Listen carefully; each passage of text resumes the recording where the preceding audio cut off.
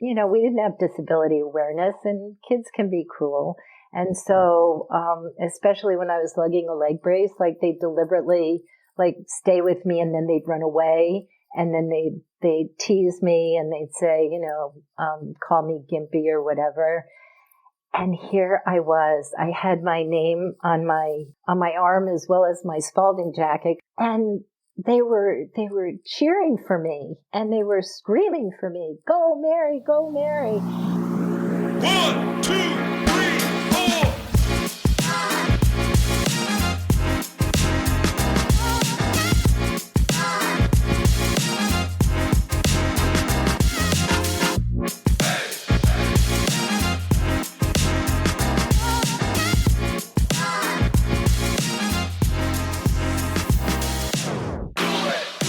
What's up, everybody? Welcome to episode 56 of the On the Runs podcast. We are in person tonight from Erica's living room studio. Erica, what's going on, Miss Race Director?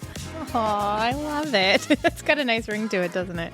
Does. I am doing just fine. I have had some relaxation time since the race, and I just busted out a few miles on the treadmill, so I'm looking like a tomato. But other than that, I'm feeling good. You were busted. I came downstairs. You were still running. You were cruising on the Peloton there. Yeah. I got a little video. It's on the gram. It will still be there if you guys are listening on Tuesday morning.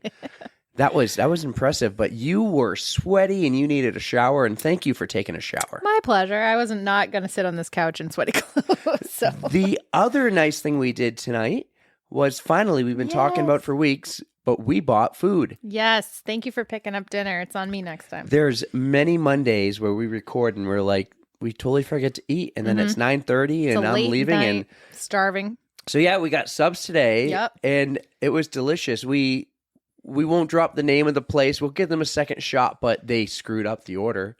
They did, but the sub was pretty good. Yeah, well, they didn't screw up the subs. What they just didn't put in the order, They right? never. Well, they did, but they never made them. I showed up, weird. and I said, "Pick up for Eric 3 subs because we got Brandon 1." Yep. And he goes, "Oh, here it is," and he paid. I paid for it, and then he's like, "There's an empty bag."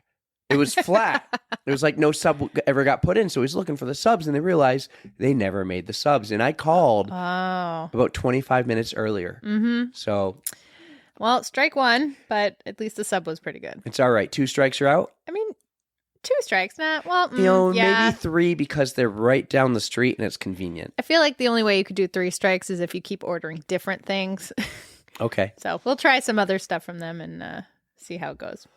Well, we got a lot to do tonight. Mm-hmm. We got an interview that we got to record for later. Mm-hmm. We got to talk about your race, but that's going to drop on Thursday. Mm-hmm. But let's just get right to our interview. Let's just have this be pretty much Mary's episode. No jibber jabber back and forth between us. Let's just have this one be all about Mary. Yep, jumping right in. Actually, that's not the movie. There's something about Mary. That's the one. Yep. Yeah. So there's something about Mary on this one. Real quick about the interview.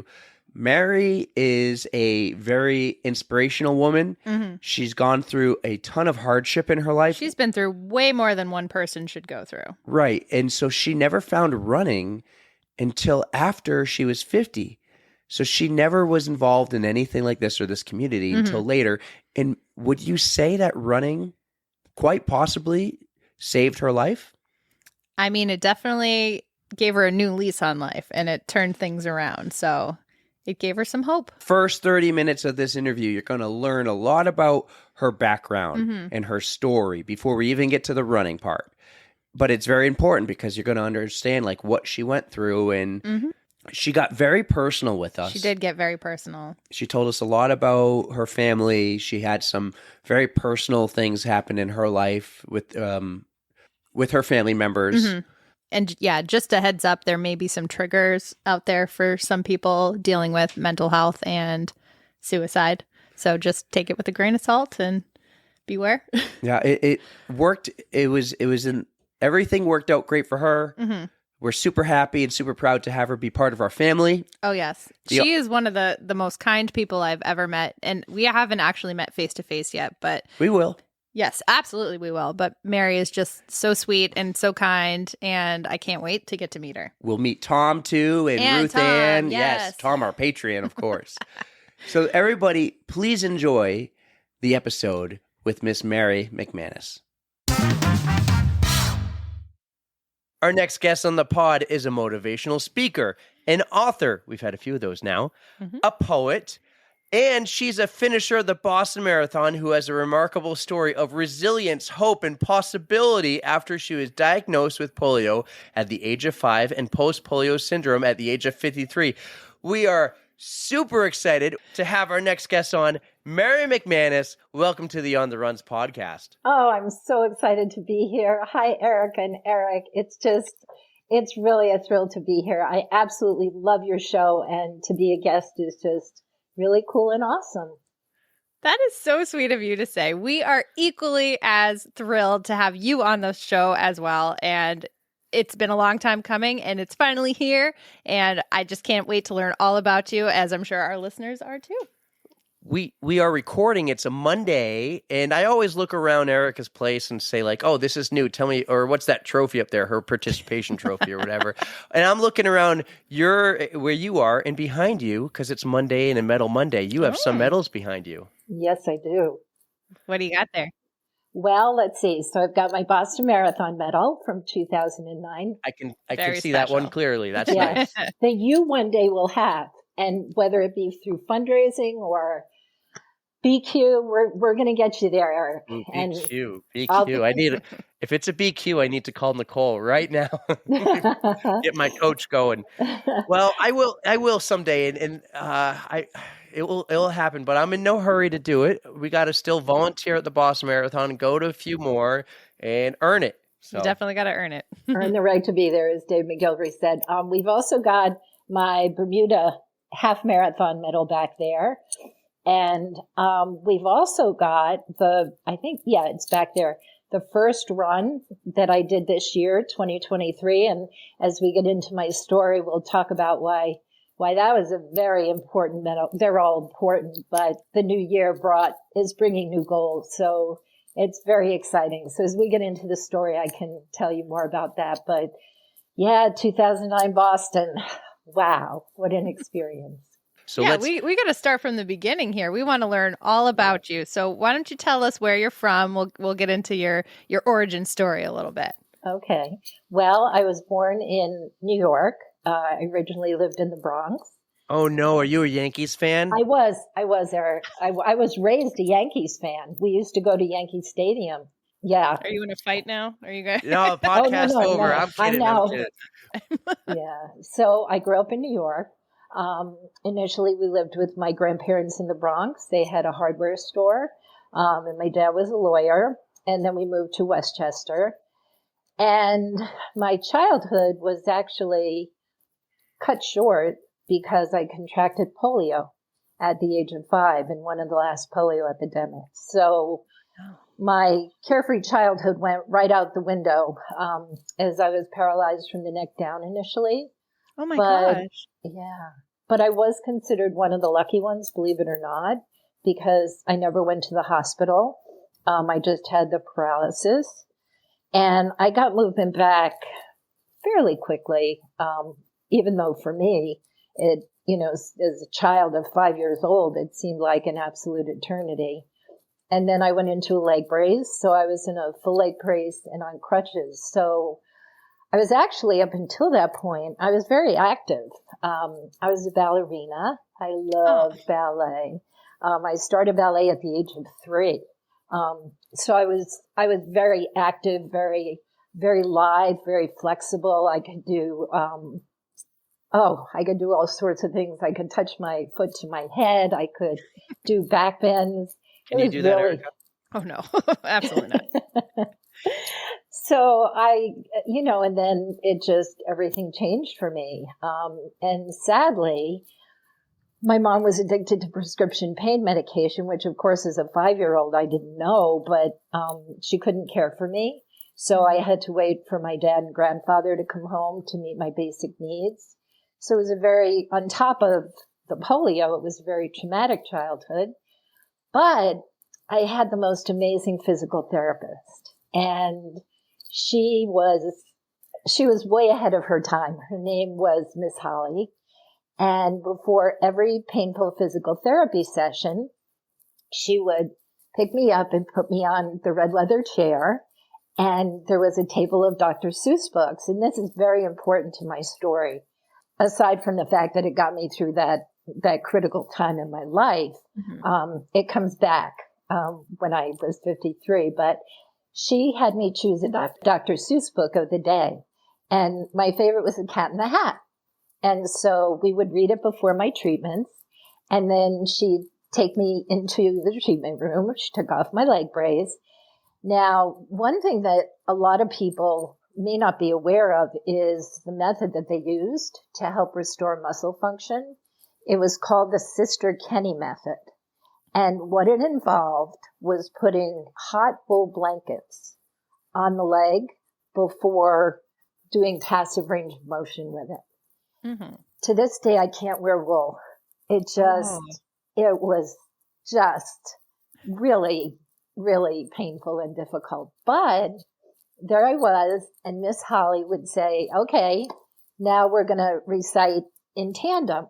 So the book I invariably chose was The Cat in the Hat. So she would say, the sun did not shine, it was too wet to play, now it's your turn. And so all through my physical therapy sessions, we recited Dr. Seuss back and forth to each other. So she was my earth angel.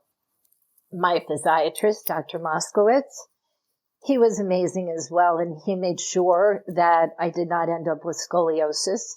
I had these exercises to do where I had to pick up marbles with my toes. I can do some weird things with my body that a lot of people can, even at almost 70 years old, because of these early experiences. So eventually I came out of the leg brace, but of course athletics was not my thing. And I was called Easy Out Alper in gym class, my maiden name. And one of my favorite stories, though, is that the outfield always moved in with kickball. And there was one day where, through the grace of God or my angels or whatever, I connected with the ball. And because there was nobody in the outfield, I scored a home run. Yes. Nice. That's what we like to hear. Yeah. So, I limped around the bases, but I scored a home run for my team. Of course, Easy Out Alper did not go away, and it was there. A lot of taunting and teasing. And then there was also, my dad became alcoholic, so there was a lot of abuse involved. My mother's grandmother was not well. She was mentally ill. And so it was quite a challenging childhood, to say the least. But there were, like Miss Holly, Dr. Moskowitz, my physiatrist. There were earth angels along the way. I was also really blessed because I had a camp counselor whose name was Joe Stetz. And he actually had qualified for the 1964 Olympics in the butterfly. Oh, his father was a swim coach. He was this absolutely amazing person. I was 11 years old. He was, 21. And to me, he was like a god. And he told me that he wanted me to compete in the end of summer Olympics. And I said, Joe, I'm physically, I'm not able to do that. I have physical challenges. He knew I had polio. Of course, I never talked about what was going on at home, but he instinctively knew that, I just needed some really special attention and special care. And so he convinced me to compete in the end of summer Olympics in the butterfly, which was his stroke and also his dad's stroke. And I said, I can't jump off the starting block. I can't do a turn. He worked with me one-on-one. And he said, look, there are only 3 people competing. You're guaranteed a place on the medal stand. A podium finish. And he said, I want you to have this experience. And so I often say that he really instilled in me the heart of a champion, because he said, don't look to your left, don't look to your right, don't look at, the fact that they're going to finish way ahead of you. He said, you stay in the pool and you finish your race. And I did. And he came over and he took my hand and he helped me get out of the pool and took me over to the podium stand, and I got a bronze plaque. So, yeah, Yeah, that it's was, for real. yeah. And the crazy thing too is that Joe had me write to him while he was in medical school. And then eventually we lost touch with each other.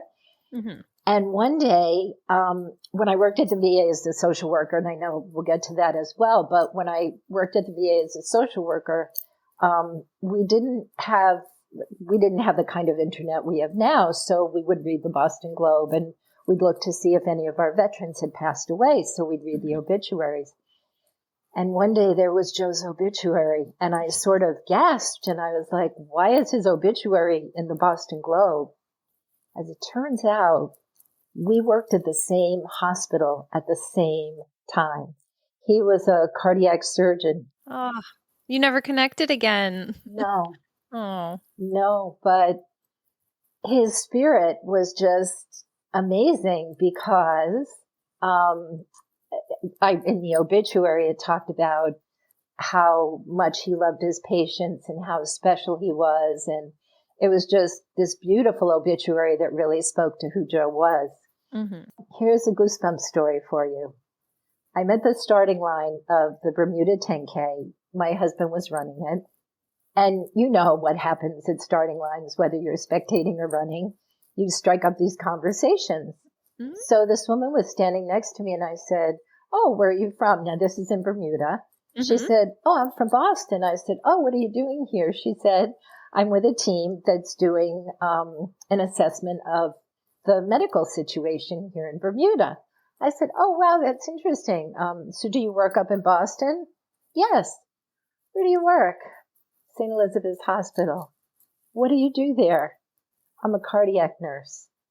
I said, did you ever know Joe Stetz?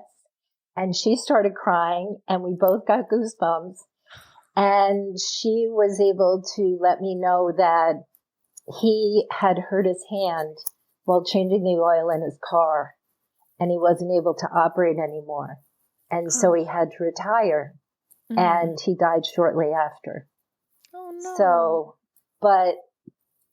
So I guess we did connect, Erica. It was pretty amazing. But he's with me all the time. And so many times in my life since then, I've just really felt his presence. So You had to have told her your story about Joe when you were younger. oh, yes. The swimming Yes. pool. Yeah. And she said, yep, that's Joe. How about that for the So, dots connecting? Seriously, it's a small world. It really is. well, look at you and me, Erica. I mean, we have Jennifer Sprague as a mutual Right. friend. I think that's amazing. Isn't that crazy? I was like, Jen is so wait, wonderful. are you Erica Hamill, who's Jennifer Sprague's friend? So crazy stuff. Yep, I've known her for quite a while now. It's been going on like 7 years or something like that. We've been doing that Reach the Beach team for a while. She's just super wonderful. And I'm glad that we all connected. So I made it through my childhood. Mhm. And when I was 17, my dad ended his life. Mary, you're killing me here. Yeah. Such a heartbreaking childhood, but I'm just so happy that you had some strong, you call them earth angels, to Yeah. help you through. So go on, but just know I'm feeling for you here. Oh, thank you. Thank you. It was beyond traumatic. And I will say this, that I was relieved when he ended his life because it was either going to be our life or his life. It was in 1971. It was a month before I was ready to go off to BU. And I received a full scholarship for my freshman year. And I really didn't want to go, but I knew I had to get out of Dodge. I had to get away from Westchester and I needed to get on with my life. I want to jump back to when you were 5 because we spoke Yes. before and you told me that you were one of the lucky ones when you Yes. got diagnosed with polio. Why were you one of the lucky ones? Tell me about that time when you were diagnosed. So I was considered one of the lucky ones because I was able to breathe on my own. And a lot of kids were in what's called an iron lung and where they had to go into a machine that breathed for them. I've seen pictures of that. That is an Have you ever intense done? situation to be in. Oof. The iron lung. I'm going to Google it. Yeah, wait till you It's see the like- picture. Just the head. That's was it. That's out. all that's sticking out. Oh, Yeah. yes. There's a movie about this too, right? Oh, there are many. Yeah. So yes, I was considered a lucky one because I wasn't in an iron lung. I didn't need to be hospitalized. Mhm. I got movement back on my right side fairly quickly. The left side took a lot longer to come back, but I probably had a mild case and was one of the lucky ones because I had 5 vaccines. The polio vaccine came out in 1953, 54. So I had 5 of the vaccines. The friend that I was playing with, her mother was unvaccinated, and we got it on the same day. Oh, wow. So, but I think the vaccine probably protected me. We ruled out that I got it from the vaccine, which had happened to some children.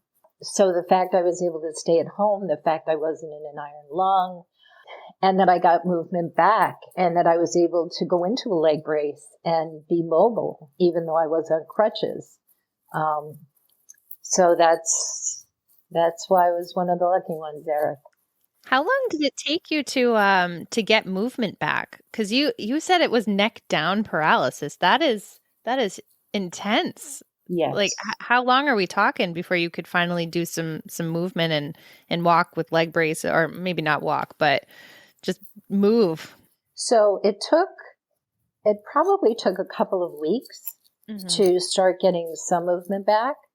I was in the leg brace for a good year. And if you Google it, Eric, if you want to see a picture of it, it was an ankle to hip leg brace that went into a shoe. The red polio shoes, which are actually in the Smithsonian. I'm thinking, like, is that the kind of leg brace that Forrest Gump had in Yes. the movie? Yes. Okay, so that's what I'm thinking of. Well, Yeah, no, Eric. That's a good example for me. Thank you. Yes, because as a matter of fact, that plays his movie played a very important role in my story after I was diagnosed with post polio syndrome. All right, so you grow up, you get through all those hard times. You go to college, you go to Boston College. No, you go to Boston University. Yes.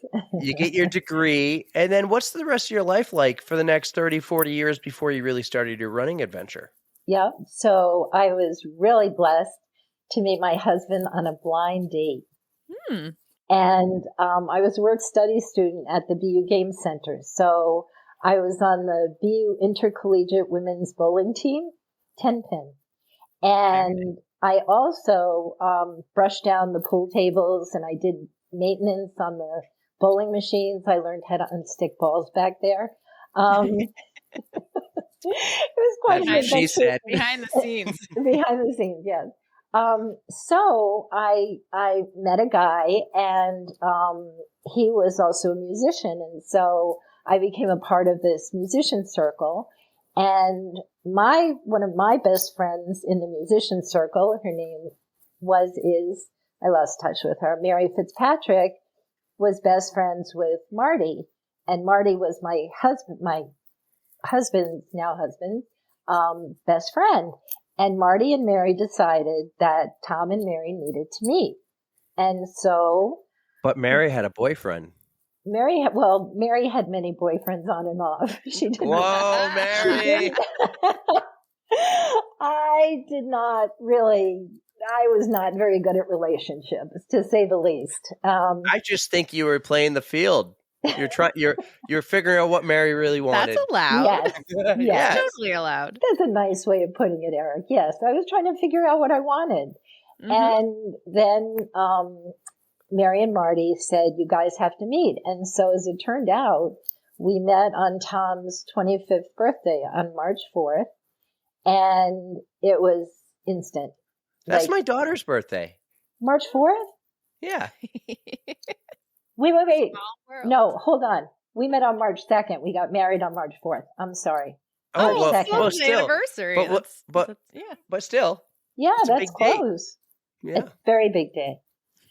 So we met on March 2nd on his 25th anniversary, on his 25th birthday, and we were married a year and 2 days later. And we just celebrated our 45th wedding anniversary.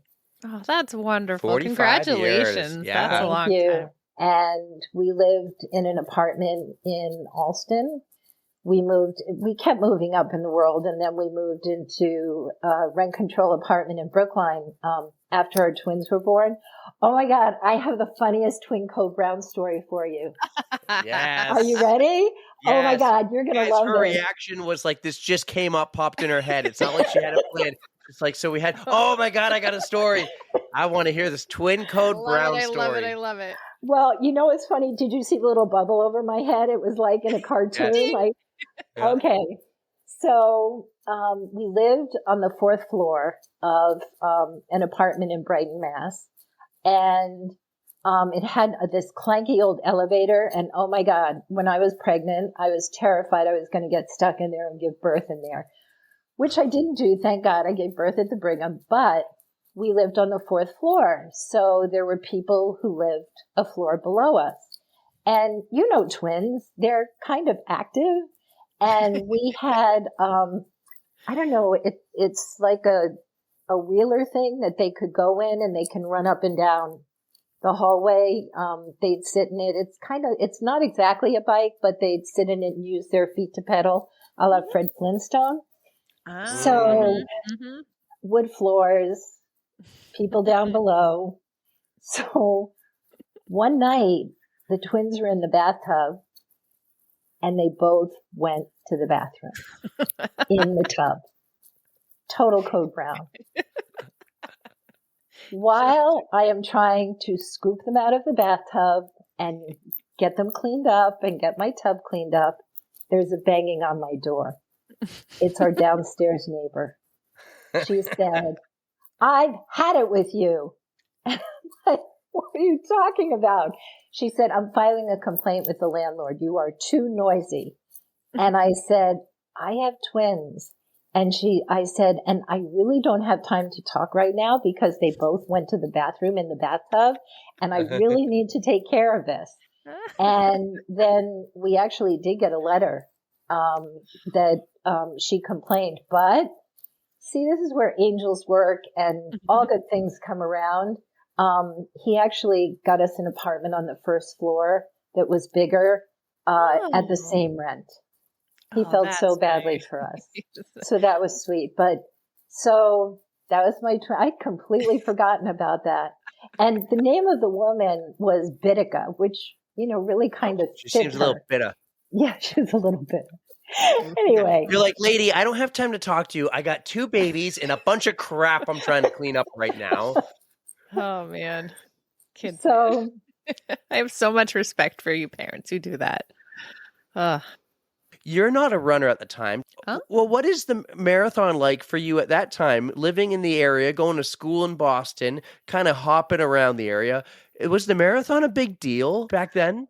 well, you know, it's funny. It was and it wasn't. Before we had twins, my husband was a runner. And before twins, we'd go out and we'd watch the marathon. And I would often joke and say, "No, I'm not going to run the marathon this year."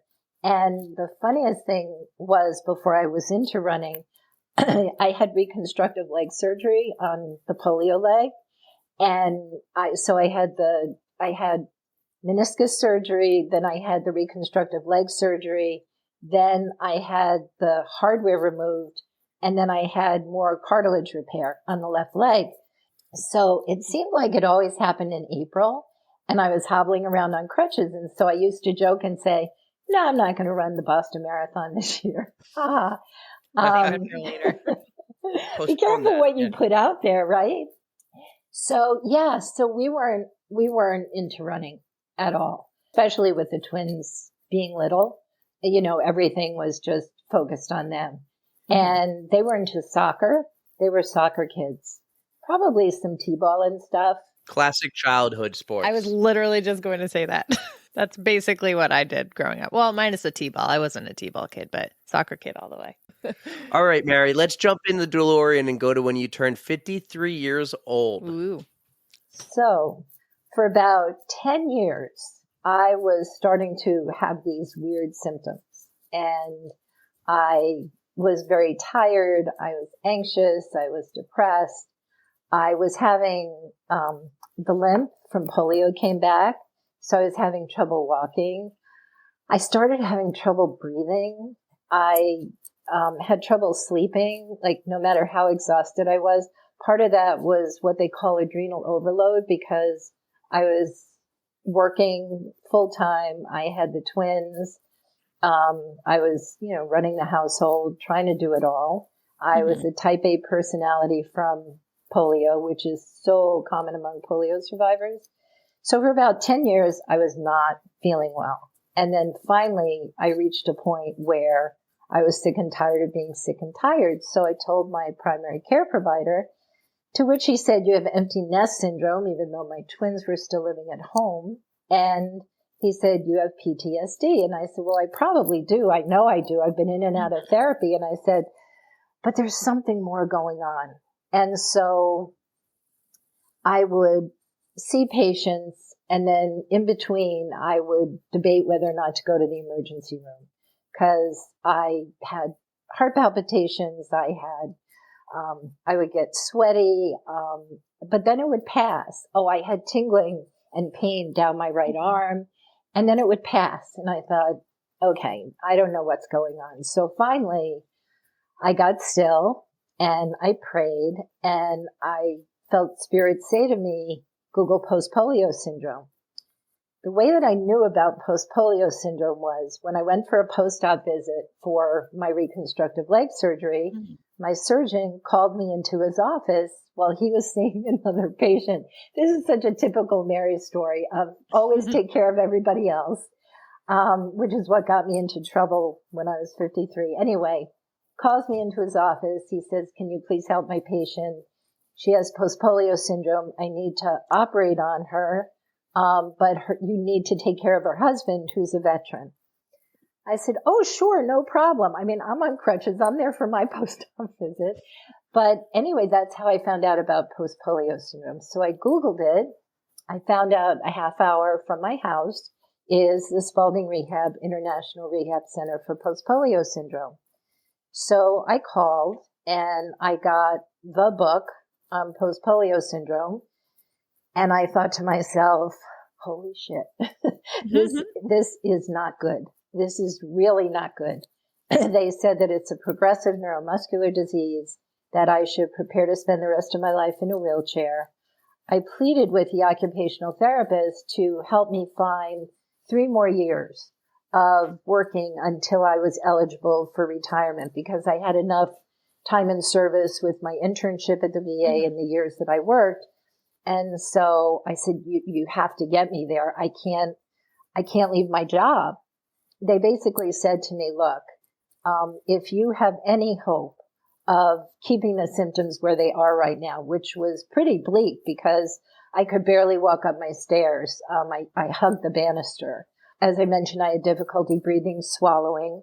I had a swallow test, and they found out that the left side of my esophagus was sluggish, which is why I was having chronic respiratory issues. Food was going into my lungs rather than into my stomach. So things were pretty grim, to say the least. And then, of course, they told me I had to move or adapt my house because I was going to spend the rest of my life in a wheelchair. The team was amazing. They really were. The doctor there, the physiatrist, I said, well, what about this numbing down my arm? What about this pain in my neck? He sent me to this doctor who I call my master magician. I had something completely separate from post polio syndrome, which there was a nerve pressing on the disc. So the first step was to get trigger injections. So it was my first step to getting any pain relief in my life whatsoever. Once I had the trigger injection, he referred me to a physical therapist, another earth angel, who basically said to me, I don't believe you have to spend the rest of your life in a wheelchair. She said, do you know that your body has a tremendous capacity to heal? So I said to my PT, Allison, well, I sort of knew that from the work of Bernie Siegel. And she said, that's right. She said, let me help you connect to your body again. She said what happened was, what happens with a lot of trauma survivors is they disconnect from their body. I started seeing her 2 to 3 times a week. And I met her around February, which was around the time that I started writing poetry in the cadence of Dr. Seuss. And That's so, yeah. Bringing it back. Full circle, right, Erica? And Eric? Definitely. Yeah. I started writing poetry. The first poem that I ever wrote is called Running the Race. And in my mind's eye, I was running a 10K race. Now, I was in a leg brace. I was using a cane. At times, I was using a wheelchair to conserve energy. And here I was writing about running a race. And I thought, this is pretty weird. And then it was like a spigot opened up in my soul. And I just started writing poems about forgiveness for my past, gratitude for all the challenges that had come to me. It was this incredible gift that blossomed out of this horrible diagnosis. And I also was visualizing myself running. And I thought, this is the most bizarre thing I can think about. I've never run a day in my life. Why am I writing about running? I talked to a friend of mine about it who said to me, well, you know what you should do? You should start watching Forrest Gump. There we go. And so I played that scene over and over and over again where he breaks out of the leg brace. That was the one when he broke the leg brace. He was running on the street away from his friends or away from people. Stones. Yes. The bullies, yeah. Yeah, the bullies. Yeah. I remember. Great movie. Oh, incredible. Yeah, so I started writing all this poetry, and my physical therapist did a biofeedback and said, look, this is what's happening to your body when you're at work. And I had requested adaptive equipment to help take the strain off for carpal tunnel syndrome, also to take stress off my leg when I was sitting, et cetera, et cetera. The equipment never came until the last day I was there. They delivered it to my office. That's a big shake of the head right there. That's not not cool. But it was, because it really, it gave me the impetus to leave. I was terrified to leave. I was like, what are we going to do? I mean, I made a very good salary, and my husband was amazing and the kids were amazing. And they said, what good is it going to be if we have all this money and you're sick or you're dead? They were talking about I might need a feeding tube because I was having difficulty swallowing, and sleep apnea machine at night, on and on it went. But once I started writing poetry, I started feeling like I was coming alive. And I felt like there was hope, which is something that I didn't have initially. And there were a lot of times in my life when I didn't have hope, even though on the surface it looked like I had this amazing life living in Brookline, Massachusetts with a husband and twins who, were great students and everything. But all that hurt from my childhood and adolescence just kept building up inside of me. But it was almost like the poetry just drained everything out, while also visualizing a future very different than the one the doctors were predicting for me. So I decided, with the help of my daughter, who picked the date that I was going to leave the VA, on May 25th, 2007, she said, well, how much notice do you have to give? Because in case I wasn't getting the message clear enough from the universe, I had a breast tumor and I had an abnormal mammogram. I'm laughing because it's like, it's the incredible. Universe is just packing it on. Like that is way too much for 10 people, and it all happened to you. But just your strength of your resilience and your perseverance, and it's just so evident. And I'm glad that everything is working out. So I keep going. I can't wait to hear more about your story. But it's just that is so much for one person to handle. But you are so strong, and that you are. Thank you. Very blessed. I'm truly blessed and grateful. And so what happened was I had an abnormal mammogram, and then I remembered about the mind-body connection, and I started visualizing. And for one solid week, whenever I could, I visualized only healthy breast tissue.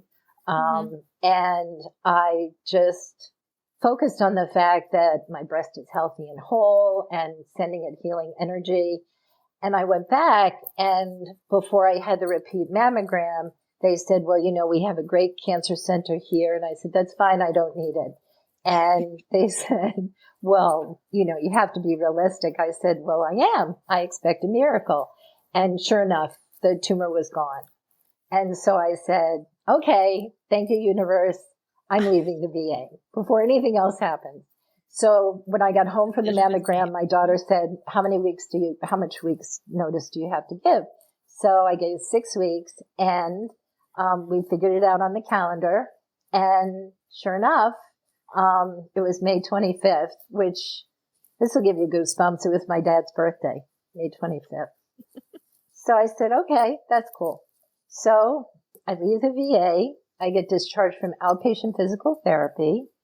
I was introduced to a woman, one of my veterans, and I became very good friends. He became my volunteer, and he knew Janine, and he said, you two have to meet each other because Janine started her in-home personal training business. So we're sitting here in my living room, and all I could think about was, can she help me? Can she help me get stronger? Can I get out of my leg brace? So I said, do you think you can help me get stronger? And she used the Henry Ford quote of, whether you think you can or you think you can't, you're right. So let's see. So I flunked the initial assessment. I could do nothing. I couldn't do a push-up. I couldn't do the cardio steps. They test your cardio endurance by having you step up, step down. Couldn't do any of it. And so I said, well, I'm really deconditioned. She said, yeah. So she said, I'm working with a man with Parkinson's right now who's a lot older than you. And you're too young at the age of 53 not to be able to get off your sofa or the toilet seat without assistance. And I had a lot of special equipment. I had a tub chair. I had a lot of things to help me conserve energy and to also function. Yeah. So we started working together. And after 6 months, she asked me what my next goals were because I was able to pass the initial assessment. I was able to get off the couch, toilet seat. I was getting a little stronger. And I told her I want to come out of my leg brace. I would love to dance. I love ballet. I just want to go outside and take a walk and feel free in my body. And I want to diversify. I was getting really tired of doing the same things. And so she's getting ready to leave. She has her bags all packed up. And she had her hand on the doorknob. And I said, wait, I have one more goal. And she said, oh, okay, what's that? This came out of my mouth. It did not go through my head. It came up from my soul. And I said, I want to run the Boston Marathon next year. So you went from just starting from basically the bottom. You finally passed that assessment, and then you went from that to marathon. Did you run anything in between this, or just you were going to train and run Boston? Yep. What was her first reaction? Her hand is on the doorknob. She turns back. Okay, Mary. Yes. I want to run the Boston. Well, what? Give me visuals. What was her nonverbal, language right at that moment? She put down her bag and she said, "You're going to need a pair of running shoes." See, those are the kind of people she believed in you. She believed in you from the second you said it. Yeah, and she had actually trained somebody the year before who'd never run Boston. She believed that the body's capable of impressive stuff, and you can do things. You can do epic shit. And she was all in. She sent me to Marathon Sports. I met, his name was Spencer Aston. He fitted me for my first pair of running shoes. He must have taken an hour and a half with me because my gait is very interesting, to say the least. And also I needed an orthotic in my left running shoe. He was so enthralled with my story because when you walk into, they say, when you walk into a running shoe store, they say, what are you in now? And I said, I'm not. And he said, oh, and then I told him my story. Mm-hmm. So we started off by building up some cardio endurance in the house because it was February, March. And then we went outside and I had a cardiac monitor on and she said, now remember, running is like walking, only faster. My heart rate went up to like 170 when I ran for 1 minute. But she was like, okay, that's fine. Mm-hmm. So I told my husband and my daughter, and I said, this was before I got my running shoes. I have a new goal for personal training. And they said, oh, what's that? And I said, I'm going to run the Boston Marathon. And they're like, right. Mom's lost it. We thought we were going to have to deal with her in a wheelchair. No, we have to deal with crazy mom. Yeah, very well said, Eric. And so they said, oh, we want to run it with you. And I said, Ruthia, God bless you, honey, but you're a self-proclaimed couch potato. And she said, I know, but I've always wanted to run Boston. Who knew? And my husband was a runner before. And so I told Janine this, and she said, okay, I'll take you all on. And so we signed up for the Spalding Race for Rehab team. Mm-hmm. And when all was said and done, we raised $10,535 because people were really taken with my story and the story of Team McManus. I remember the first time that I ran 30 minutes in a row. It was like, oh my God, this is incredible. She took me to a hill, which is near our house. And she said to me, okay, we're going to do hill training. I said, huh? And I said, no, I just started running. What, Erica? I said, the hell we are. The hill we are. I said, no, I'm not ready for that. She said, you're going to be running a lot of hills, like to the tune of Heartbreak Hill. Mm-hmm. So we trained through one of the most challenging New England winters. It was brutal. We actually took a vacation to Puerto Rico for 5 days to just get a break from the weather and to do some running down there. And interestingly enough, on our way back on the flight, my daughter happened to be sitting next to Johnny Kelly's nephew and his wife. No way. Yes. And they heard our story. They actually sent me a picture of a poster that Johnny Kelly had signed of his Adidas marathon streak. So they sent that to us with a lovely handwritten note. Dottie wrote it because Johnny's nephew had Parkinson's, but he keeps running or kept running. I'm not sure if he's still with us. Mm-hmm. So anyway, we, took a break. And then in February, I ran my first, even though we had gone farther than a half marathon, I ran my first half marathon in Hyannis, where I met Frank Shorter and Bill Rogers. And that was just incredible. I'm still friends with Bill to this day. He's, that's why running is the greatest sport, because they just, here they are, these champions, and they just are so loving to runners of all abilities. And Frank Shorter, Bill Rogers, thank you. So I told them my story, and then when I came in from the half, it was sleeting, and I lost track of my fueling, my hydration. I was shaking. I didn't feel well. But mm-hmm. when Frank Shorter comes over to you and looks you in the eyes and puts his 2 hands on your arms and says, I have no doubt that you're going to finish Boston. It's mm-hmm. like you forget all of that. Mm-hmm. And he told me to get some hot soup to hydrate. He said, you did amazing out there today. And they actually, Frank and Bill actually assigned my bid the next year. But, so we ran Hyannis, and I had a code green after that in the hotel room because what is a code green? I got sick. No, I know. Just wanted her to say it. I love it. Oh. But the thing is, Oh, it's the first time we had it's the first time we've said code green. That's why I was kind of like, code green. It's gonna stick. I like that. I like it. well, what happened was we had one hotel room with one bathroom, and my husband was going to the bathroom, and And you had the code green. Oh, yeah. Oh no. in the sink. So anyway, yes, so that was my code green, and but I didn't care.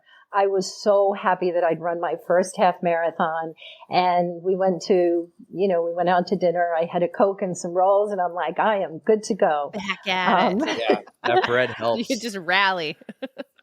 Puke and rally. Puke and rally. I love it. She did. April 20th, 2009, we took a bus from Spalding out to Hopkinton, and I closed my eyes the whole way because I didn't want to see how far I had to run back. I mean, I knew we never did the first part of the course in training. We never went from Hopkinton to Natick. We only did Natick in. And at the time, what was your forth. longest training run? Oh, I did 20. Okay. All right. All right. So you had it. I actually did. You just didn't want to see it. Yeah. I just didn't want to see it that day. We were all joking on the bus that the only way back is on our 2 feet. So, but you know what? I got to tell you this. I had every confidence that I was going to cross that finish line. I didn't know how long it was going to take. We had an early start because I was a mobility impaired runner. And I just knew in every fiber of my being, I trained on the hills. I knew that, we were well trained. I was mentally trained. It was just meant to be. So we had the early start, and that was the first time that I met Dave McGilvery. He gave us the oral command, and off we went. It was, I think next to giving birth, it was the most incredible experience of my life. So it was incredible. And when the crowds, everyone talks about it, and it's everything and more than anything you can imagine. It really is. Wellesley was phenomenal. And we were so blessed because there was a BU photojournalism student who needed to follow a runner on Marathon Monday. And he just happened to go into marathon sports and ask if they knew of anybody that was an inspirational story to follow. So we have everything documented from our last long run, our 7-miler, all the way through from Hopkinton to the finish line and even beyond.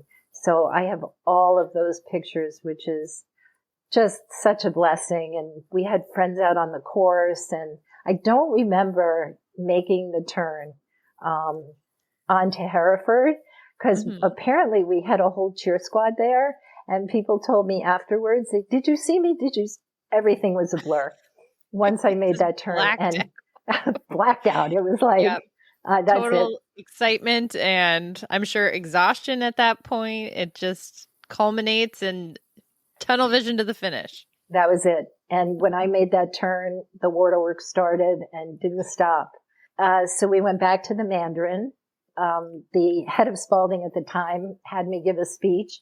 I'm like, I was out there for almost 8 hours and you want me to give a speech? Okay. But they treated us like royalty. They had a suite upstairs for us, and the physical therapists were wonderful. And they said they'd never seen a blood blister that big when they took off my shoe. Oh my goodness. Uh-oh. I didn't care. At that point, you don't care about anything.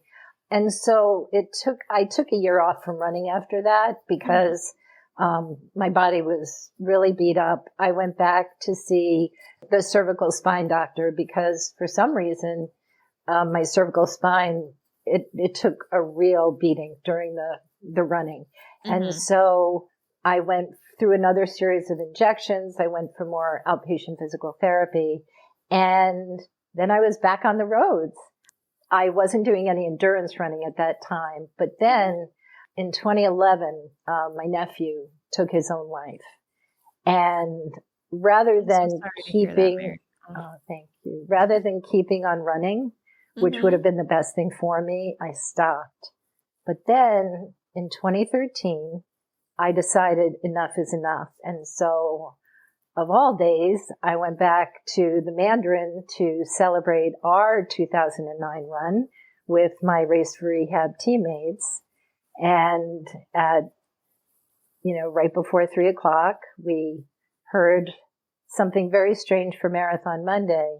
And then the second blast happened right across the street from the hotel.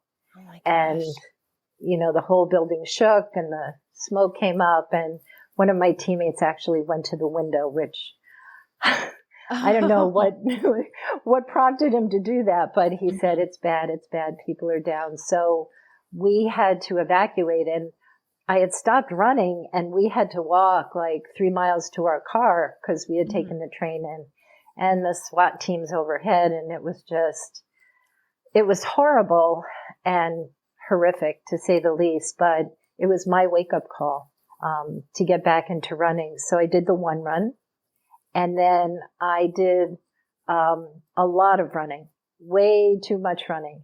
And I did 9 months of 9 races, pushing myself to PRs in every one. Not smart. Congratulations. Wow. Thank you. Here I am. I'm like, yay, go Mary. Yes, I know. It's like, go We're Mary. talking to I am the queen of bad decisions, so maybe I'm not the best one, but I congratulations nonetheless. Thank you. We are flying through your running career. So I want to take a step back because I feel like we really flew by your Boston experience. I haven't even touched these notes, honestly. So he's the one keeping us in check. All right. So back to 2009, your Boston Marathon, because we just went flying through that year, okay? And we have all these notes we came up with, and one of them was when the pros passed you, and when like Kara Gosher passed you, and Ryan Hall. Oh, so because we had the early start, we were out on the course already. And Ernst van Dijk, the wheelchair champion, was the captain of our team. And one of the things, I had my personal trainer and we had a coach through Spalding. And I had said to Dominic, well, wait, if we're going to be out there, don't we have to like move to the side to make way for the elites? He said, no. Nah, they can go around you. You deserve to be there as much as they do. So take your space, own your space. That was Erica. That's exactly what he said. Or a block or a wide elbow. Well, maybe not that, but. So Ernst goes by us, and then I saw Hall, and I was like, oh my God, that's Ryan Hall, and that's Kara Goucher. And it was like, here I was, like this person who was easy out Alper and who was taunted and teased and lugged a leg brace. I'm on the Boston Marathon course and I'm with these elite runners. It was just absolutely, it was incredible. It was just incredible. And, that's the beautiful thing about the sport of running, when you're, like you can't be on the same tennis court as, Steffi Graf or whatever, but you can be out on a race. Right. Right. Course. When we get like a professional triathlete, I can be like, hey, we race against each other. Yeah. Like you raced against Ryan Hall and Kara Gosher. Yeah. Mary raced against them. She's the best. Tell me about orange slices. Oh, well, when we got, I think it was in Natick. Families were out there and they had orange slices in bags, in plastic bags, so we could take them on the go. And they handed them with such love and care. Like they treat the runners with such awe and reverence and respect and love. And actually there was so much food that people were handing out. We had to, say, no, we're good. But yeah. Tell me about being cheered and not jeered. Oh, that's the best part. That's the absolute best part because people made kids, we didn't have disability awareness and kids can be cruel. And so, especially when I was lugging a leg brace, like they deliberately stay with me and then they'd run away and then they'd tease me and they'd say, call me gimpy or whatever. Mm-hmm. And here I was. I had my name on my arm as well as my Spalding jacket because, you have to strip down and put on throughout the race because you go through about 4 seasons, right, Erica? Oh my On the God. course. You are speaking the truth. And they were cheering for me and they were screaming for me, "Go Mary, go Mary." And I think many people could tell that, I'm not your typical runner. And they just, they absolutely cheered me on. And that was pretty amazing too. So who did you see at the top of Heartbreak Hill? That would be my coach. And what did she tell you? He actually, well, I saw 2 people, 3 people. So the first person I saw was an energy healer that I worked with while I was training for Boston. And she made a sign that said, "Go Tom and Team McManus, go Mary and Team McManus." And so she gave that to us. She had letters all cut out and everything. So she gave us that sign and she waited. I mean, she was out there for hours, waiting for us to come through. Mm-hmm. And so I saw her first.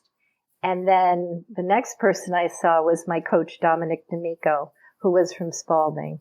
And he had tears in his eyes and he put his hands on my arms and he said, "Go get your medal. You're going to qualify." Because back then, if you finished under 8 hours, you qualified as a mobility impaired runner. And then the last person was my trainer, Janine, who Mm-hmm. waited at Heartbreak Hill, and she ran in with us back in the day when you could do that. You could do that. You had such a great support system. Talk about the experience of all the spectators and all your friends and family there. You have one note here, Wellesley, OMG. Oh, you could hear Wellesley. They can call hear it it. the Wellesley Tunnel, right? The Scream Tunnel. The Scream Tunnel. Yeah. It just sort of pulls you through. It does. It's like a vortex. And it just sucks you into that energy. It was so flippin' incredible. And I had heard about the Wellesley Scream Tunnel, but until you experience it, you don't know what it is. And actually, there's on the course, it must be a mile before you can hear it. It was so loud. And, these are all the things we would have missed had we not had an early start. So I was so grateful that our coach said, because I was really worried about finishing in 6 hours. And he said, "Let me get you an early start." So he contacted Barbara Sacuzzo from the BAA and they set that up. I mean, we would have missed that because I think the crowds might have thinned by then. But no, we had the peak, the full Boston Marathon experience. And of course they kissed my husband pre-COVID, way pre-COVID. And it gave us such a boost. And then in Wellesley Center, I found a penny. And Bernie Siegel, who is really the father of Mind Body Medicine, he was another member of my incredible support crew. He was so thrilled that I was going to run a marathon. And he told me to look for the penny and know that I and God are with you and you will finish this race. Oh, wow. And you actually found one on the course? In Wellesley Center. Wow. After we passed the Scream Tunnel. So I was like, yes. And it's funny, like everyone says when you get to the hills, like, oh my God, kind of thing. Mm-hmm. Not me. I was like, yay, we're at Heartbreak Hill. And I love to hear it. That's how it's supposed to be. You're supposed to be pumped about the whole thing. You could be in a world of pain, but so excited to be there and experiencing everything. And it had gotten cold at that point. And then by the time we got on Beacon Street in the Channel 7 news report about my Boston Marathon run, you can hear the wind. You can hear the headwind. But it didn't, you're right, it didn't matter. So it was incredible. And what an incredible experience. I love hearing about other people and their experiences with Boston because it all depends on the day you get. And like if you have a terrible day like I had, the crowds weren't as out in full force, I suppose. But Yes. you got the full experience, and I'm just so happy that you were able to enjoy it. Yeah. I mean, as you should. Especially with that early start. That is Yes. wonderful. Tell me about Dave McGilvery and Mike Riley. Two big names on this podcast, let me tell you. Are you going One. to have We're Mike working as on a the guest? other. No, you Oh. talk about him all the time. He's a great guy. Have you reached out to him? Not yet. No, one day. One day we'll reach out to Mike. But we had Dave on recently, and what a great guy he was. What a great interview that was. Well, as I said, I sort of met Dave at the early start, but I didn't really meet him. And then before the 2014 Boston Marathon, he came and spoke at our L Street Running Club. And he talked all about his physical challenges as well as, this is our race and we're taking it back. And so he went over to the sidelines, the sideline of the audience. Lisa Hughes from WVZ was there and she was talking, and I had brought his book, The Last Pick. And I went over to him and I said, "Hi, Dave." He said, "Hi." I said, "I'm Mary McManus." He said, "Hi, Mary." I said, "Can you sign this copy of your book for me?" And he said, "Yeah, but have you read his book?" I haven't yet. No, not yet. Well, he has this thing about autographs that I didn't know before when I asked him for it, but he was so gracious. And so, Wait, what's his thing about autographs? Oh, he doesn't believe in them. Like, he Oh, doesn't. okay. I thought he was going to say, "I can't sign it until you read it." But he did sign one for you. He signed my book and he said, "Set goals, not limits." Oh, I love And that. then I said, "I ran Boston." He said, "You did? Good for you." And I said, "I'm a mobility impaired runner. So technically, I met you at the start of the 2009 marathon." And What year is this? If I missed this was 5 years later in 2014. This was the year after the bombings. Yeah. Which is why I was at our L Street Running Club meeting.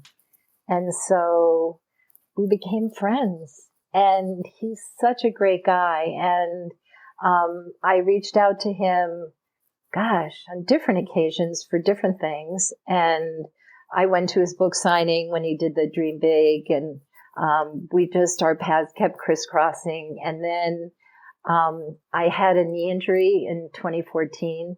As I was saying, PR after PR. And then I blew out my left knee.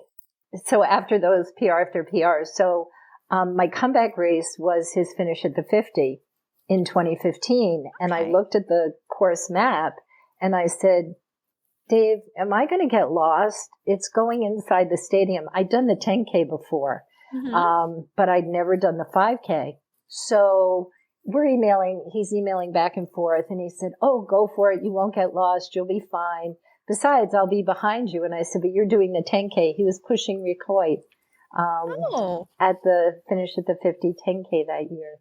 And so we've just become good friends. And I'm an honorary member of the Merrimack Valley Striders, and he puts on the Feaster 5. So, we connected through that, through all these mutual friends. So that's how I met and nourished a friendship with Dave. And then Mike put you in his book, or he wrote a blurb about you somewhere? Yes. Mike Riley? The Mike Riley. So The Mike Riley. How about that, having the word "the" in front of your name?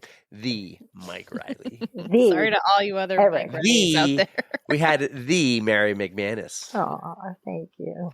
So I don't know if you've seen on my instant Facebook post, but my daughter is running a trilogy of half marathons. Yes. For a charity called Victory Programs. And we were doing a gift giveaway.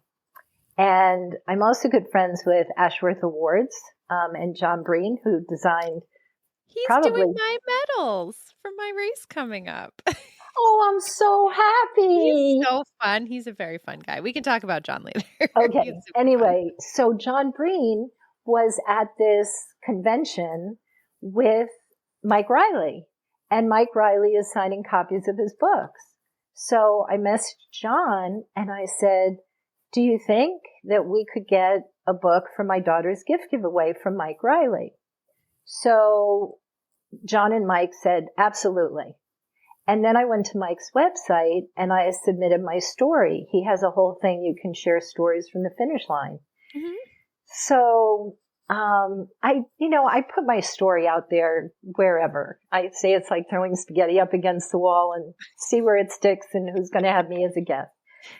So I put my story out there and, I'm sitting here one Saturday and my phone rings and there was no caller ID. It was from California. And I'm like, I don't know. Should I just let it go into voicemail? What if it's a spam risk? Well, I picked up. Hello, Mary. Yes. This is Mike Riley. And I almost dropped Mike the Riley phone. called you personally on the phone. Yes. Oh, you jealous? He jealous. He did call me an Iron Man one day, so Yeah. Oh, was he the announcer when he you? was there. And when Erica does her Iron Man, she won't get that. She won't get the same thing I got because he's done. Guess I don't have to do an Iron Man No, now. you still That's do. it, Erica. You're off the hook, honey. You Off are the off hook. the hook. Actually, I think his son is doing it. Really? You'll have to do one and let me know how he does, and then I'll think about it. But we'll see. One day, Erica will do an Iron Man. Oof. Oof. Anyways, where were we? Mike Riley Mike called called you. me. Yes. Yeah. And I said, this is the Mike Riley. So he said, listen, I read your story and I want to feature you on Stories from the Finish Line. And he said, but I need to fill in some blanks. And so we were on the phone for about, I don't know, at least 20 minutes to a half hour. Mhm. And then he also told me he'd like to get me on his podcast, but it probably wouldn't be until later in the year because he interviews the athletes and he has to do it earlier in the year in the off season. And then he said once they get into racing season, then he'll reach out to me. But he said, I'd love to have you as a guest on his podcast. But he did Stories from the Finish Line and sponsored by Curad Performance Series. And so he did this incredible write-up and he did these 3 photos from my Boston Marathon run and that's how I met Mike Riley and just incredible. And I follow his pod and his stories as well because they're absolutely phenomenal. That's so awesome. He's a cool I'm a guy. little bit jealous about that, actually. He's a great guy. All right, Mary. I have not told Erica, but you have a big scoop to drop here on the He pod. has been teasing this for weeks, And and I was like, okay, so I have no idea what you're about to tell me. I'm on the edge of my seat. Okay. Well, you see what I'm wearing. I'm wearing my Yes, Bermuda I half do. marathon. Okay. Mhm. So after my knee injury, I rehabbed the knee. They told me, don't run. You need a total knee. I went on to run 3 Bermuda half marathons. Listening and then, to doctor's advice. Good job. thank you. Always listen. I'm a model patient. There you go. So yes, so Bermuda is just a very special place. And I had stopped endurance running because after 3 half marathons, it did beat up my body. Mhm. And then during COVID, I did a lot of virtual races and this is leading into the scoop. Don't worry. Or as my husband would say, get to the point, get to the point. So after my second vaccine, despite my mind-body connection, despite hydrating, despite taking all of the steps that I needed to take, I had a very bad reaction. Oh, And no. it wreaked havoc with my nervous system. Really? And it happens. I know. I mean, I was very lucky, very blessed because you can get Guillain-Barré from it, which I think I had like a minor version of that where it's nerve pain, it's muscle spasms, it's joint pain. And so I had to really cut back on my running and training. And I told myself, okay, I have the power within me. I know the body's tremendous capacity to heal. I use that quote, the power that made the body heals the body. So I decided 2023 was going to be my comeback year. Mhm. So on first run, my daughter said, why don't you do the virtual? Train for the virtual. Let's see what you can do. Dad and I'll do the 10K. We'll do opposite around the reservoir. Well, I trained and then I took a week off from running before the race.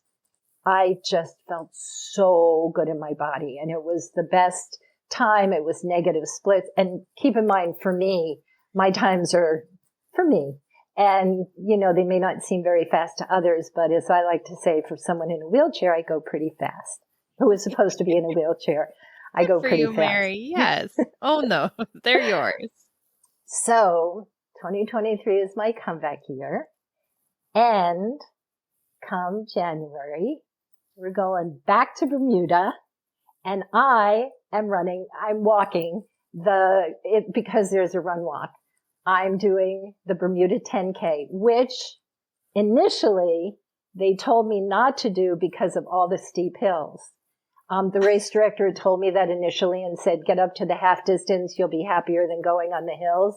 Mm-hmm. But not me. I'm going to be very happy on those hills. And so I haven't announced it in social media. And you're the first. Dropping it on the pod. You are going to crush that. Oh, yes. Those hills, if you can tackle heartbreak, you can tackle this. Yeah, you got it. Yeah. And so I've been waiting, I've been teasing, I've been vague booking, and I put on the road to ... And of course, I've been promoting my daughter's runs for victory programs, but now I'm going to put the map of the 10K. Today I did post the picture of all three of us when we finished, but there was no reference whatsoever to what our next goal is. And so I turned 70 on Christmas Day. And you have a Christmas birthday? Yes. We've been talking for almost 2 hours and you've yet to tell us your birthday's on Christmas. Didn't come up? Yeah. I have a great, so my grandmother was born on Christmas Eve. So my great grandparents gave her a name, and I can't think of what her name was, but a couple days later, my grandmother's dad brought her to get baptized. You would get baptized within your first week, I think then, right? This is a long time ago. This is 1922. Oh, I think it was Rose. He goes, you named your daughter Rose or something Rose, Anna Rose maybe? And he goes, she was born on Christmas Eve. You can't give her that name. And they changed her name to Christine. Oh. Because she was a Christmas Eve baby. Wow. Interesting. Yeah. You could just change your name like that? It was the priest or the doctor. Well, I'm sure you had to go through some paperwork. Yeah. Huh. Your Christmas birthday. So this coming Christmas, you will be the big 7-0. I will be. And then you're going to do the Bermuda 10K a month later. Yeah. Well, yeah, not even a month, a few weeks, because it's January, 13th. It's race weekend. Wow. And we haven't been back. The last time we were there was in 2020, right before COVID. And my husband and daughter ran the 10K, and they actually said to me, we got to do this all together. And I'm like, oh, no. And then I said, wait a minute, why am I saying, oh, no? And I emailed the race director. This is a theme for me. I email race directors, but I want to make sure, I don't want to put anybody in a position of things not being safe. So the finish line is open for 2.5 hours. And I've already started my training. So I have a great pacing of my training plan. Hang on one sec. You can come in, guys. No, they got to stand outside where they it's have cold. to stand outside where it's cold until we finish. You want to come and say hi? Cold and dark. It's totally fine. You sure? Okay. Wait, you can tell them when we say hi. Is that Tom or is that Ruth? It's both. Both. Okay, come on over. Just say a quick hi. Just hello. You're a Patreon, Tom. Yeah. Tom, our Patreon. Hi there. Hi. Hi, Tom. Pleasure to meet you guys. Hello. Oh, I'm just realizing they can't hear us because of the headphones. You can't right. hear them. Okay. Well, we waved. Thank you. This is our team McManus. And is that one of the twins? Yes, Ruth Ann is. Yeah, I only have twins. Oh, okay. Yes. Yeah. So You didn't want a chance to get triplets. Oh my God. That's something else. Hey, so I want to go off topic here, but you're a motivational speaker. Yes. Well, because of COVID, I've not spoken as many as I'd like. But I did do the Hyannis pre-race pasta dinner in 2020 before everything shut down. I spoke with a lot of local groups, and I've spoken to both the Merrimack Valley Striders and the L Street Running Club. And that's something that I really, now that COVID is over, really would enjoy doing that. I love doing podcasts, and I certainly love speaking. I did the 2020 virtual Boston Marathon Expo. That's so cool. What is it like speaking in front of a large crowd, like at that dinner? It was electrifying. Really? It was really electrifying to feel like I always start out when I speak about the mind-body connection. And I start out by saying, I don't know if you are aware of the power of the mind-body connection. And so I asked them to imagine eating a lemon, and a hush falls over the crowd. And then I start with my story, and people cry. People come up to me afterwards, and I had a table at the expo in Hyannis, and there was just a line waiting to talk to me, people sharing their stories. But there's this energy that's just indescribable. And I actually spoke to a group of veterans in Nantasket. One of my dear running friends has a restaurant down there, and she hosts this group of, it's a men's club. And they were just in awe. And, they were older. And I said, you have to get older, but you don't have to grow old. And a lot of times the messages we get from, the medical community is aging, aches and pains, pills, disease. And I said, it doesn't have to be like that. So they're so appreciative, and so grateful, that I share my story. And, runners are always blown away by it. And sharing the podium with Bill Rogers. Oh my God. He was incredible. He said, don't you think they should make a documentary out of Mary's life? And right. So you said you're friends with him. Let's just call him right now and let's figure it out. Let's get a doc rolling. On the Runs Media and Bill Rogers bring you Mary McManus, the documentary. Being able to share this story, it's so powerful. And it's a very powerful story because, first of all, to have lived through my childhood was a marathon, to say the least. I mean, it took incredible strength, courage, and resilience to not give up, to not turn to drugs, to not,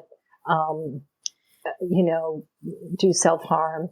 It was just amazing that I was able to harness my intellectual prowess. And then after the diagnosis, I was very, very, very depressed. And then, well, it's like what Dave McGilvery wrote for the book review for The Adventures of Runner Girl. If Mary could achieve all that, then what's keeping me from being all I can be? I'm just blown away, Mary. See, it's so hard to put it into words.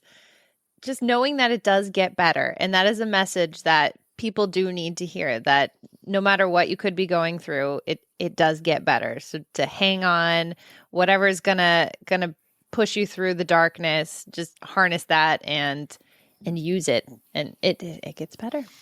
It always does. Mm-hmm. And life is a marathon, and there can be some pretty tough miles, and you don't know that you're going to be able to put one foot in front of the other.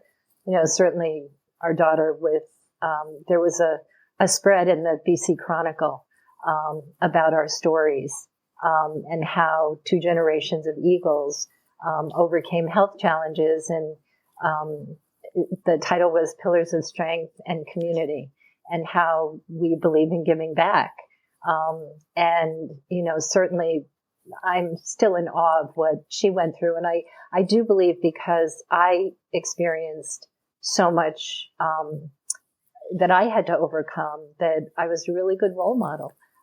Plus she's just stubborn and fierce and all the rest of it. And, I'm so grateful that, she joined in that running adventure, in 2009, because that's just been an incredible experience for her as well, both for her health and well-being, and then also being able to give back to the community.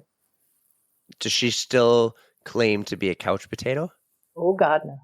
She has changed. That stubbornness and the fierceness, those are great qualities to have. So All right, no more couch potato. All right, well, let's have some fun. Let's get to our final two big questions.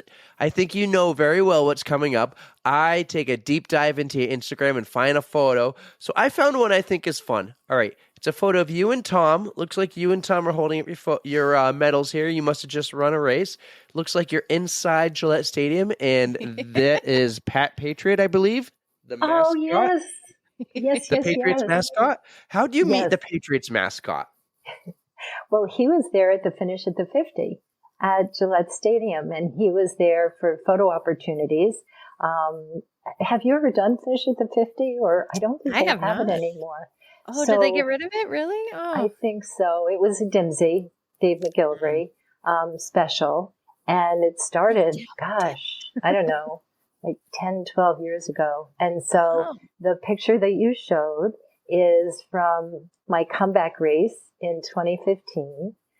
It was just incredible. It was my first race after my knee injury, when they told me stop running and you'll need a total knee replacement. I said, yeah, okay. And it's incredible you chose that, Eric, because it was at the finish at the 50 that there was a race expo, and at the race expo was the Bermuda Marathon. And it had been on my bucket list to run Bermuda, and then it wasn't because life happened. And it was at that race that we met the race director, and we became very good friends. And oh my God, there are so many more stories about Bermuda and how I came back to run in 2018, even though I was never going to run it again. But that's for another day. So thank you. I love that. That was so great. It was July 4th. It was hotter than you know what. We're giving you the heart. She loves me. She loves you. I did good. So yeah, that was so much fun. And the fact that I was out there running again, and we finished on the field, and then, Pat the Patriot was there to take photos after we finished. Ashworth Awards, shout out to them. Beautiful bling. They do such a good job. I'm really excited. I don't actually have my medals in hand yet, but I'm picking them up later this week for Saturday's race. But which was a couple days ago, if you're listening now. That's right. Oh, yes. On the 13th. Anyways, shout out to If you're John. listening now and you weren't there, you missed out. Too late. It was a beautiful day. And I'm sorry we can't be there, but we just did the virtual Providence half, but we'll be stalking you and seeing what other races you're going to be doing. So one more hard-hitting question for you, Mary, and I think you know what this one is, but I'm prepared for her to blow us out of the water with a song we never saw coming. Ooh, okay. She's going to be like Run DMC or Puff Daddy and Mace or something. Whatever she chooses, it's going to be awesome. But so we would like to invite you to add a song, or even two if you have it. So my song is My Shot from Hamilton. Oh my God, Hamilton! Yes. Sorry. And I just randomly saw it. I watched it for the first time, not too long ago, and it is amazing. Isn't it amazing? I haven't seen the show yet, but I know the music. So My Shot, it's so awesome because it talks about rising up, and it talks about being scrappy and determined, coming up off your knees, which certainly there are many times in my life when I was on my knees.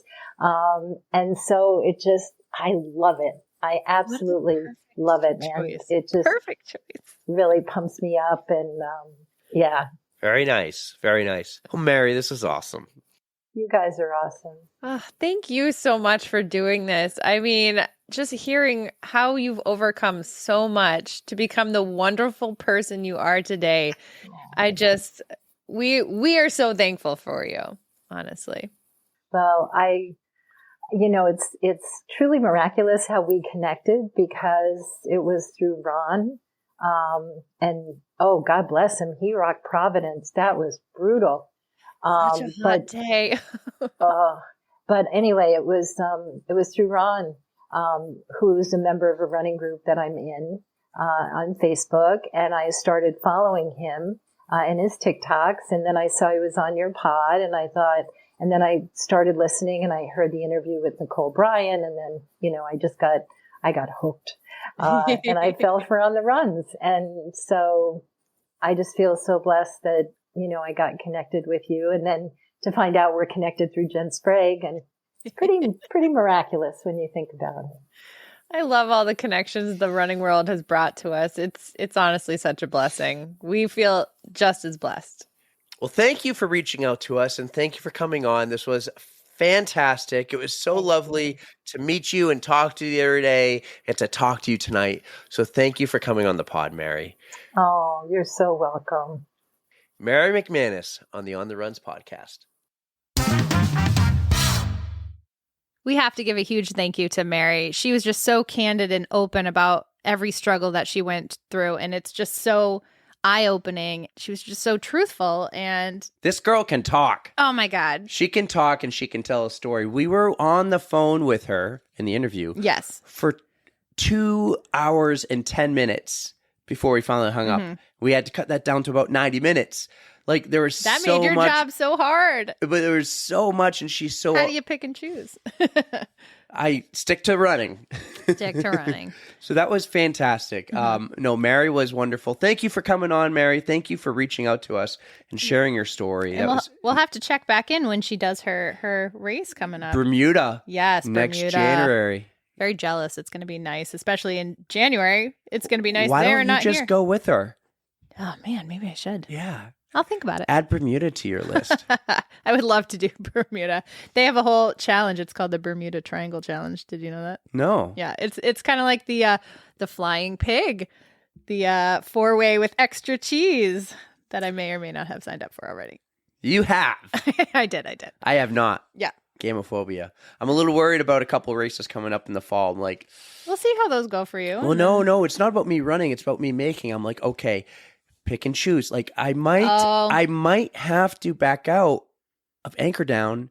Well, it's like, who's going to watch the kids at night? And if I'm going to go to the next month, Reach the Beach, triathlon a couple weeks later, I'm like, it's going to be much harder sell right now for me to get at Anchor Down. This is the first time I'm telling you this little, I'm not gonna lie, I will be sad. You might have to figure out a backup plan. But it would be. I'll let it slide. It would be easier if you're doing the 24 hours, which you're not. No, I could drive there in the morning, and that would happen. But it's the nighttime thing. Yeah, it's the nighttime with the kids. So we'll see. Okay. Well, let's call that let's call that an episode.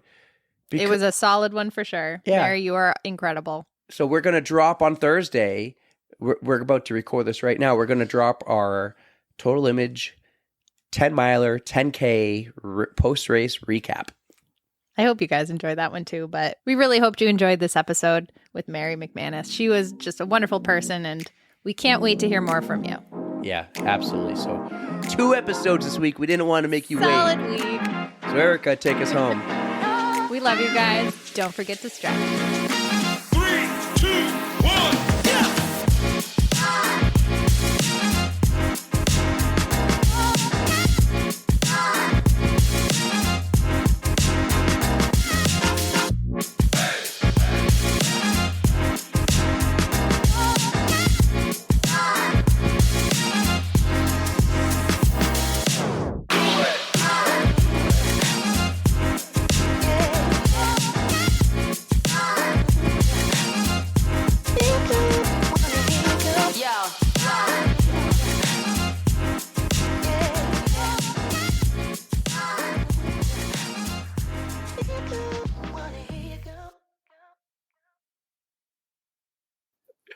Yeah. You're like, lady, I don't have time to talk to you. I got 2 babies and a bunch of crap I'm trying to clean up right now.